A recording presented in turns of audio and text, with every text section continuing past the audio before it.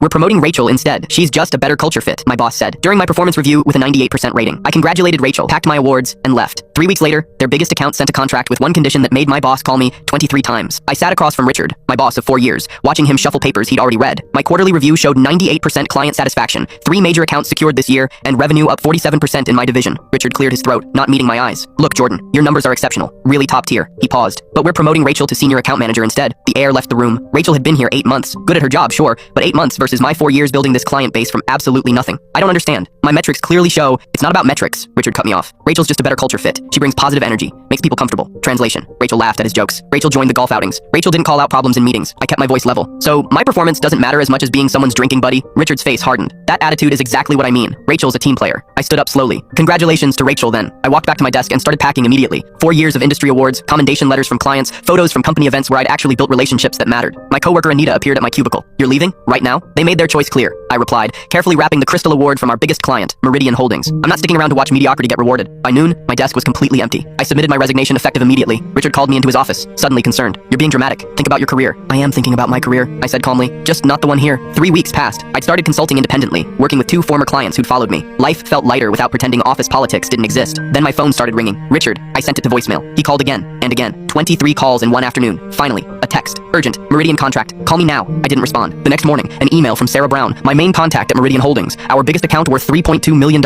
annually. Hey Jordan, hope you're well. Quick question about the new contract terms. Call me? I called immediately. Sarah, good to hear from you. What's going on? She laughed, but it sounded strained. Well, we're ready to renew and expand. But I told Richard there's one condition. You. We want you as our account lead. The work you did building our brand integration was incredible. Rachel seems nice, but she doesn't understand our business. My stomach dropped. Sarah, I don't work there anymore. Silence. Then, what? Since when? 3 weeks ago. Richard told us you were transitioning to a strategic role. He's been having Rachel shadow everything, telling us you approved it. The pieces clicked together. They'd been using my relationship with Meridian to keep them comfortable while phasing me out. Sarah, they promoted Rachel over me. Told me she was a better culture fit. That's insane. Jordan, here's what I'm thinking. We're putting in the contract that you personally manage our account. Either they bring you back in a senior role with proper compensation, or we walk. This is $3.2 million we're talking about, expanding to $5 million next year. Your call if you even want to go back. I thought about Richard's face when he dismissed my performance. The casual way he'd valued politics over results. Let me think about it, I told Sarah. But I appreciate you having my back. That evening, Richard showed up at my apartment, actually drove to my home. We need to talk about Meridian. I leaned against my doorframe. We really don't. They won't sign without you. Jordan, be reasonable. Come back. We'll make you senior director. 30% raise. Your own team. You had the chance to recognize my value when I was there. You chose Rachel because she made you comfortable. I made a mistake, he admitted quietly. The board is furious. We can't lose Meridian. I pulled out my phone and opened my consulting LLC website. Tell the board to call me. We'll negotiate contractor rates. Triple my old salary, project by project. Meridian only. That's robbery. Richard sputtered. No, I smiled. That's what happens when culture fit becomes more important than competence. Good luck with Rachel. I closed the door. Meridian signed with my consulting firm the next week. Richard was demoted within a month. Sometimes the biggest mistake people make is confusing compliance with capability. They wanted someone comfortable. They got comfortable losing millions instead.